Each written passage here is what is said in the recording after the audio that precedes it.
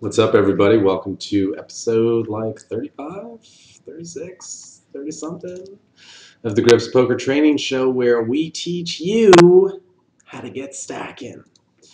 Today on the show, we're going to have Mason Barrel, who has been a long-time Grips fan, Grips subscriber, and I think he's been doing all right since he's been watching the videos. But I will let him do the talking for himself. Officially, it is episode 36. I checked it out, and that's what we're working on. So without further ado, let's go ahead and get started. Hey, Mason. How's it going? It's going very good, very good. How are you doing today? Can't complain. So, tell us what the game plan is, Mr. PJ 1985. And I'm also curious, how did you come up with that name? That's a long story. Just kind of two random letters and a random date. That's not my birthday. Everybody always asks me how it feels to be like 27. And I'm like, what? So you were going with like the fake fish approach? Yeah, that was kind of the thinking behind it. Yeah, it's good technique. It's funny. It'll get you more action against good players, but against the guys you want action from anyway, the bad players, they don't notice anyway. They aren't thinking any of that shit. Yeah, right. So, how long have you been playing poker for? What's your poker background? Well, I started up a couple of years ago. My friend invited me to play at his house in a $10 home game, and I won $9. Nice. So that was pretty cool. And about like last uh, fall, like probably about a year ago, I really got into it. I found out about these little free roll tournaments on the Merge network. Yeah. They're called Fun Steps. Basically, it's like one table sit and goes where there's 3 rounds, and then like the winners from the first two get advanced to a final round where the winner gets $1 real money. Okay. So I won some of those, and they also ran $200 free rolls, which I actually won one of those for like $50. Wow. And that's how I got my roll started. I never deposited. Wow. So if we can help you run it up to like 100K, you'll be like one of those epic success stories. Yeah, right.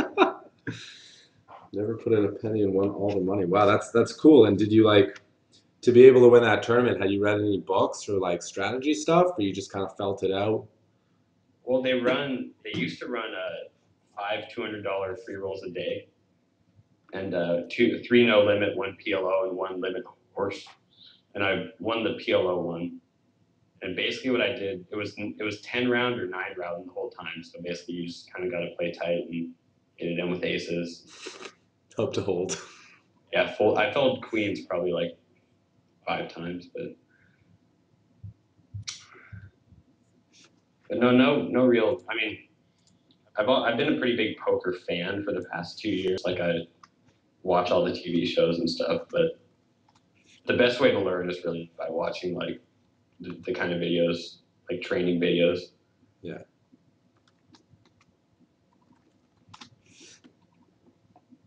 And talking training videos, what are your favorite sites? Because I know there are a lot to choose from, and people are always wondering where it's worth investing money if they do want to spend money on training. Which videos on the different training sites have you found to be the most helpful?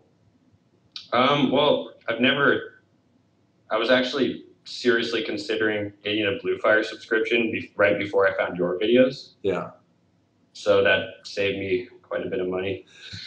And but I mean, I've seen a lot of samples, and if you're into like kind of PLO stuff, I mean, Card Runners and Blue Fire have like the best PLO players in the world, it seems. Right. Yeah. Have you ever looked at Lego Poker or Deuces Cracked? I like some of A.E. Jones's videos. He's really funny. Yeah, he's a hilarious dude. He's one of the only people that I'll like happily watch because He keeps it fun. Yeah.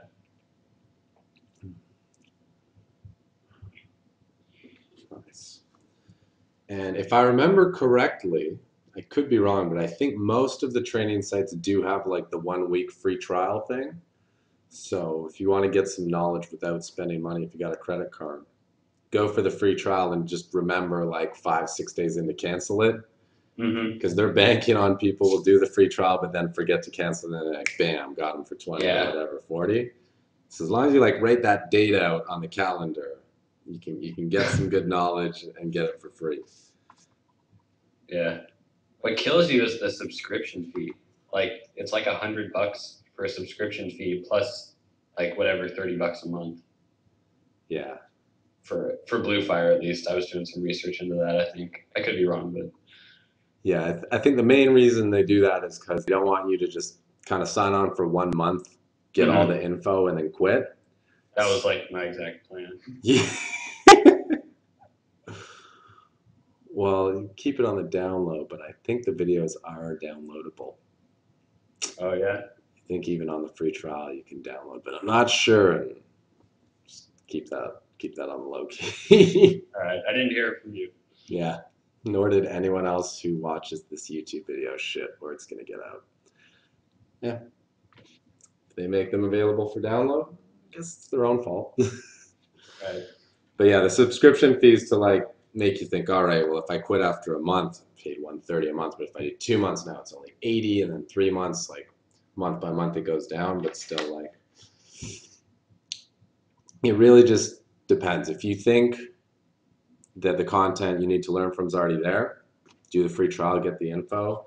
If you find there's an instructor that like really appeals to your style of learning, and you enjoy watching their videos, and you know that they're releasing regular content, because I know the sites have a schedule, then it can be easier to decide which site's worth going to. You really should just, not necessarily the best players, but go with which instructor you like enjoy the most, have the best rapport with, or whatever. That's the most engaging instructor is really going to be the one to go with.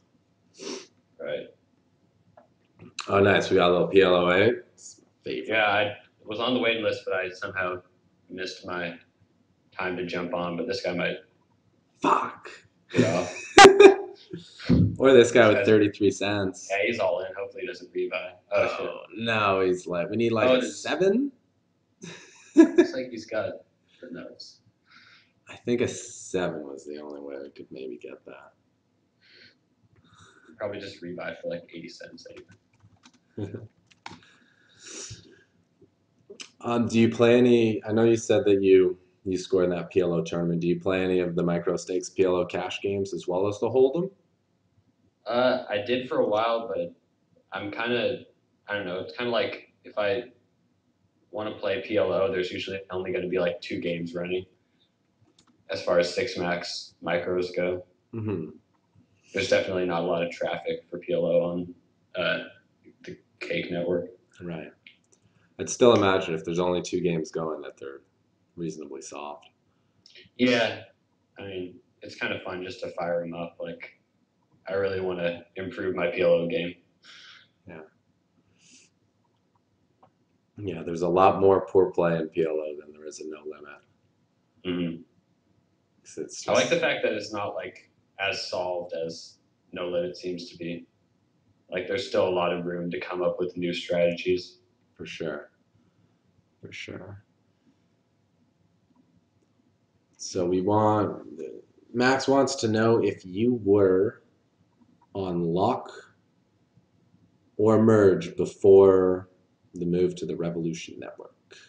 Oh yeah, I was going to talk about that. I was on Merge, and I won the free roll over there, which paid $18 cash and a $33 satellite into any $33 tournament. Wow. And that was like late June. Might have to hold that thought. Oh yeah, got Ace King. I bought the set. My game's open down here. Okay. But I guess just normal.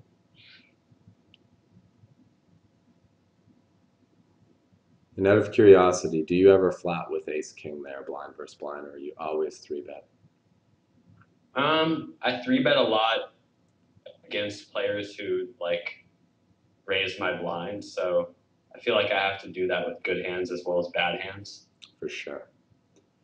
Not that these guys are like kind of players you need to bounce against, but Mm-hmm.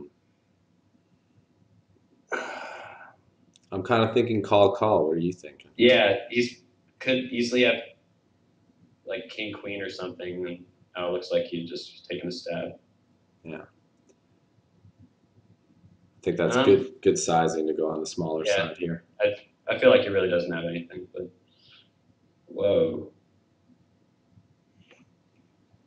But yeah, I was on Merge Network before the move, and then they gave me cash for the $33 ticket and just put it all in my account. Okay, that's cool. Yeah, So you kind of benefited from the whole merge happening. yeah, definitely. I mean, I really liked uh, Lock's software pre-move. Like, also they had all the games, like just different games, which was cool. Yeah, the merge software was definitely better than the cake software. Yeah. Uh, whoa. Oh, What I didn't sort mean of? to miss that thing, but It's all right. I think it's fine sizing. What sort of hands do you think the guy on table 3 has when he calls your C bet in the 3-bet pot? Well, he would do that. He would play ace queen like this. Mm-hmm. Like, I definitely can't continue now that I checked the turn. Yeah. So I don't know. He could have had like nines or something that he calls on the flop and that he's comfortable betting the turn, but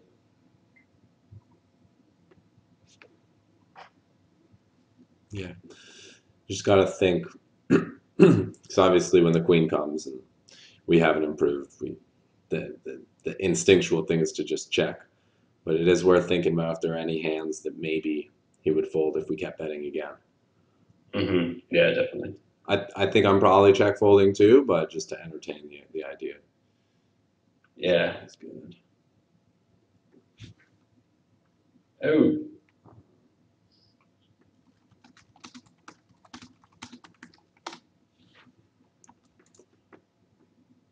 Might have a sweat going on. One of the viewers is an attorney, so I'll get that pulled up on the side.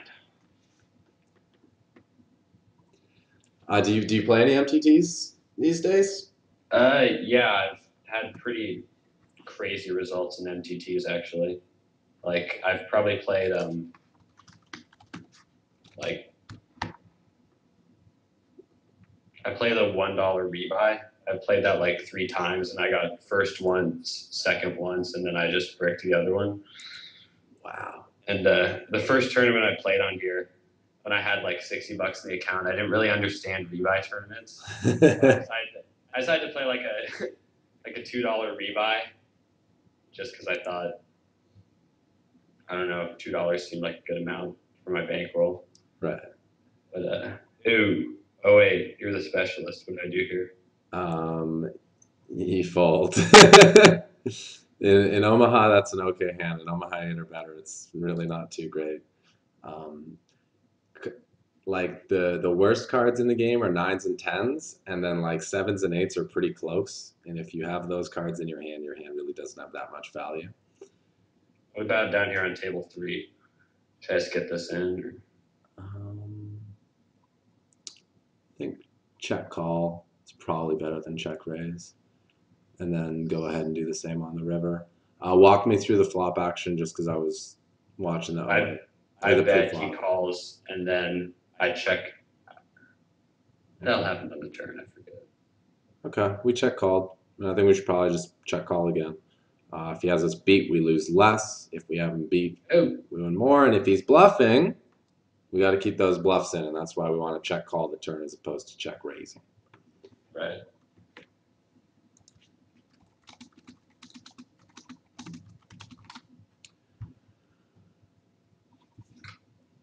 All right, so tell me about the $1 rebuys. How many people were in the field?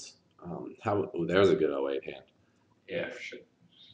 The first one I played was, I think the prize pool ended up being about where first place got like $80. So Yeah, we'll take a what do I flop. do with this hand? Get it in? Take a flop. Take a flop. Take a flop. Oh, it's more of a post flop game. You don't want to rush to get it in because equities run so close. You want to Right. see flops and see if you can pick up some equity there. So we turning the king queen into a bluff. Nah. We thought about it. That's cool. As far as like I have the nut low draw and an overpair, is this like a call or what do I do with this? I think we call, and on like maybe spade turns we can represent. On that we can get it in. I think he's gonna have like a big overpair as well a lot here. So the fact that we had jacks as an overpair wasn't too much in terms of value. Yeah. But he just has like nothing. So I guess again it's good that we kept the bluffs in there. Wow. I always forget at these limits people are not thinking. They're just clicking.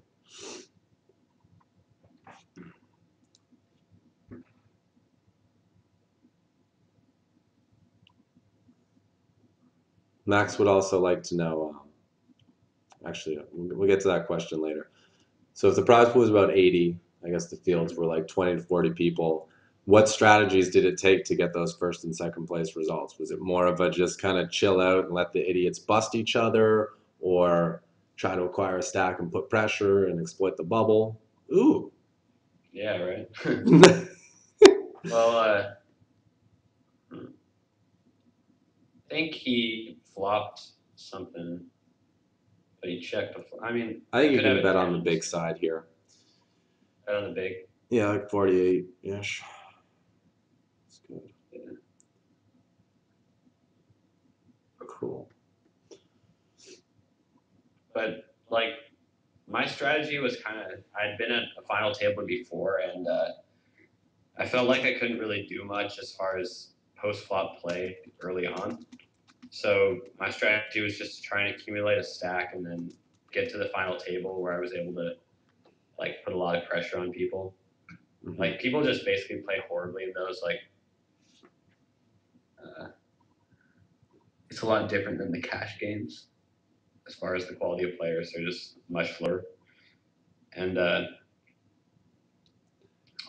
what do I do here? Should probably just fold now because he can possibly call with worse. I think the bet's okay, but I doubt he would raise with worse. The guy is a total idiot, though. We don't know for sure, but generally, that was top pair. Generally when it's like you're in a spot where it doesn't look like you're folding, you look fairly committed to the pot, and they still raise. You want to give them credit for having some sort of nuttish type hand. Yeah.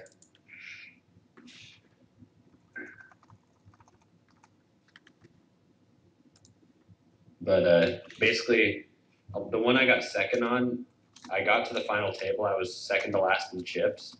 And I was noticing everybody would just, like, three people would limp into the pot. And then I had the perfect stack just to shove it all in and watch them fold. Right. Like, they'd all limp in, like, four of them. And then I had about 15 big blinds.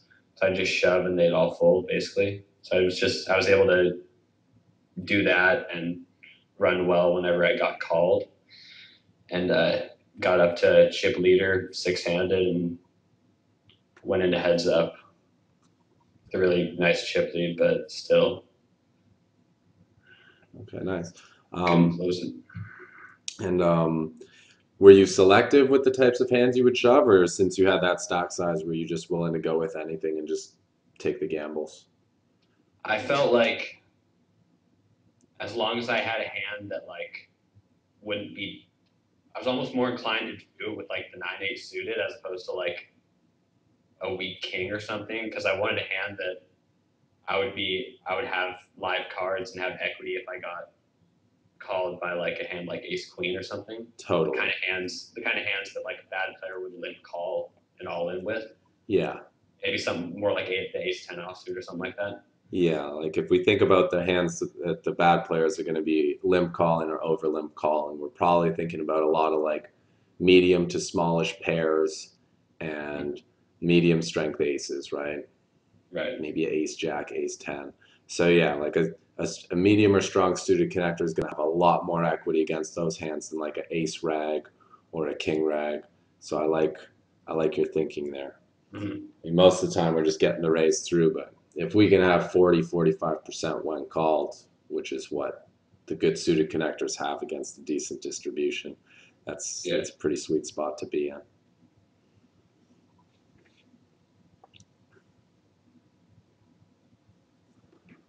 Ooh, that's pretty good. Two aces with. I mean, it'd be nice if it came with the ace deuce or an ace tray, but at least you have some sort of low going on.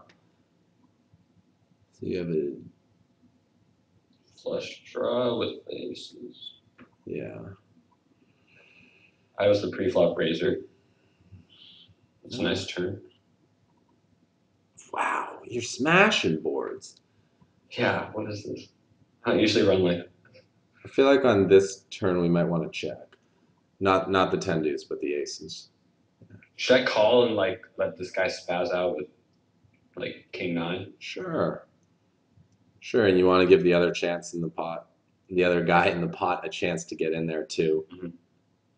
If the guy has a flush draw too, we might want to let him see that river. What about this hand over here? I Should I think, just call? yeah, just Or call. fold? He could just be playing for the low. Well, that's a pretty nasty river. Overqualified. Damn, man. Now our hand is so much less disguised. I might even consider leading on the 10-10 deuce deuce river because he probably checks back a king now. I'm gonna let him call like a big bet with the king Okay, cool. over here.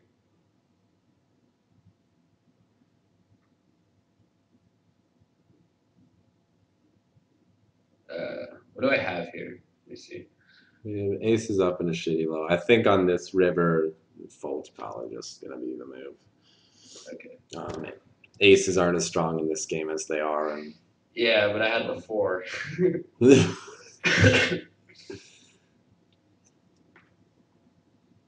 he call? No, he didn't. no. But I feel like on that river betting is going to be better than checking. Yeah. Because he's no longer betting the king on like almost any other river. We would have been cool with checking because you can still value bet a king, but on that particular one, like he's probably just checking back all day, and also I wouldn't imagine he bluffs too much because anything we peeled with on the turn is still like pretty strong on that river, so can't be expecting us to fold too much. Do you think he even had a king? I don't really know if he's even capable of folding the king there. I don't know enough about the player to be able to tell. Right. But we gave ourselves the best chance of getting paid, which is what we got to do. I'm gonna leave this game. These guys are both nits.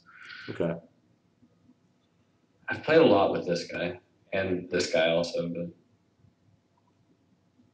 we haven't been stepping out too much yet today. So What kind of volume do you try to get in on like say whatever a monthly basis, and have you been finding your results are with that? When I play, I usually play on weekends, and I try to put in like probably 5,000 hands. Don't fold I'd that. say. Yeah, I can't believe you almost folded that. Back doors, ace high. Can't really call. Should I just shove it? Nah. Just I run too good today. I just got to call. Yeah, that's Scott.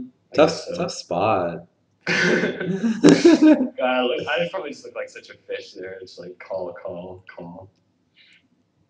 Whatever. You got the money. It's a turbo table. I was under pressure. Yeah. Oh, I feel you, man. Like I know when the clock's ticking out, you're just like, what do I do? What do I do? Yeah, Just like, click a fucking button. Which button's closest? That's the one I'm going with. Yeah. So I'd say that's a pretty good strategy. Playing on weekends when the games are softest and you're just hammering out the volume.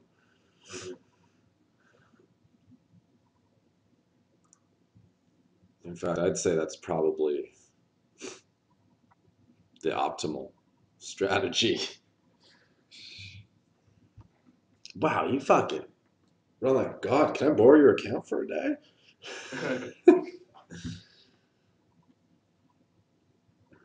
Guess so. What you got? 10 jack. Oh, got him, John D. Easy game. Nobody will play with me. Dude, I wouldn't want to play with you right now. I see how good you're on it. Maybe Flugenhorn will try to come play with you. Who's that? He's Is that the lock tournament guy? no, he's the guy that came on when Blake was playing on one of the earlier episodes because I hadn't set up the delay yet, so you could see our Oh, hands. right. I heard about that. Yeah, it was pretty funny. And he tried to bluff you guys.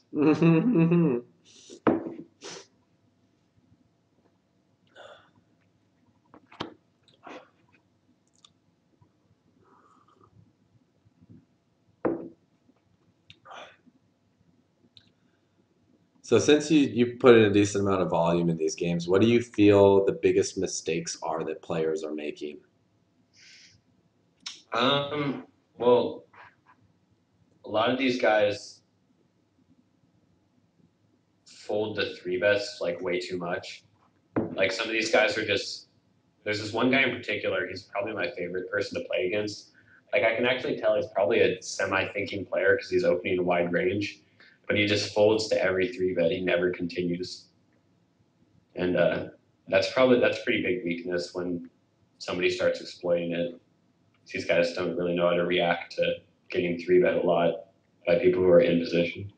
Right.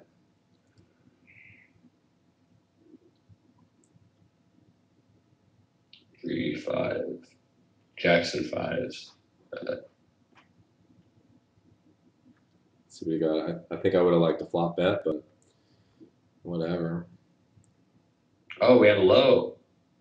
Yeah. See, the best part about this game is even when you don't know you win, you still win.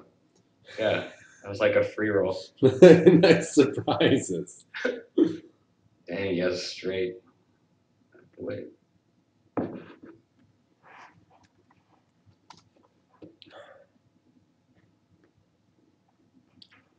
Another mistake is a lot of these guys just get way too attached to top pair. Right. Basically, everybody's a top pair monkey.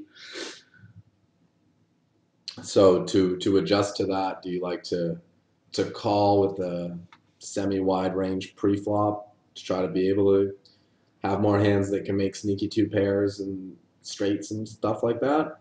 Or how do you Yeah, adjust to it? I definitely.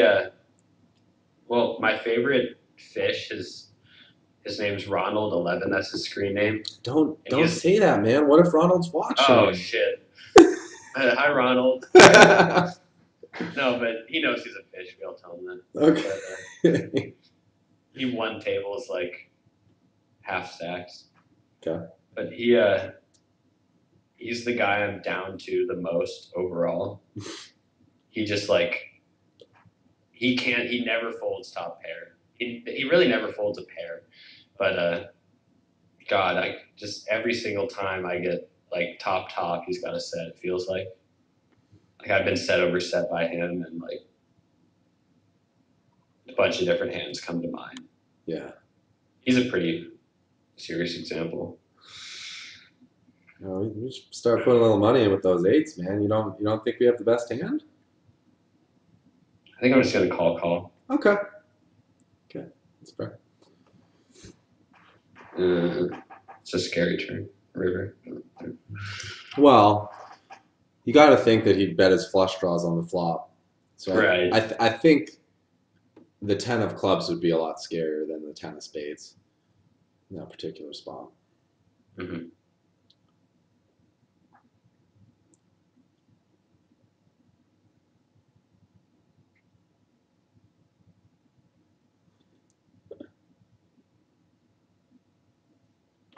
I'm gonna check up here. I kind of like our hand because we have the ace of hearts. Plus, it's likely good on this board, so I don't really want to have to like put too much in to the point where I'm too committed. Right. Right.